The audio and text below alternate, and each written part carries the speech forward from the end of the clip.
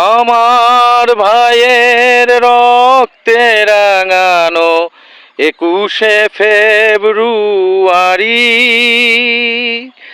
আমি কি ভুলিতে পারি।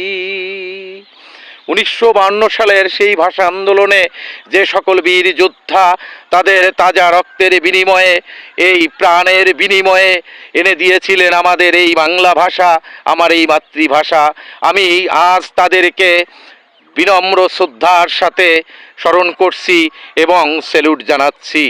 আজ এই তাদের তাজা প্রাণের বিনিময়ে আমার এই বাংলা ভাষায় আজ আমি কথা বলি, আমি চলি, আমার সকল আবেগ অনুভূতি এই বাংলা ভাষাই আজ আমার মাতৃভাষা, যেখানে আপনি আমি আজ সেই বাঙালি বলেই পৃথিবীতে আমাদের সেই পরিচয়, আপনার আমার সেই ভাষা বাংলা ভাষা। আজ আবারও আমি তাদেরকে বিনম্র শ্রদ্ধার সাথে স্মরণ করছি এবং স্যালুট জানাচ্ছি।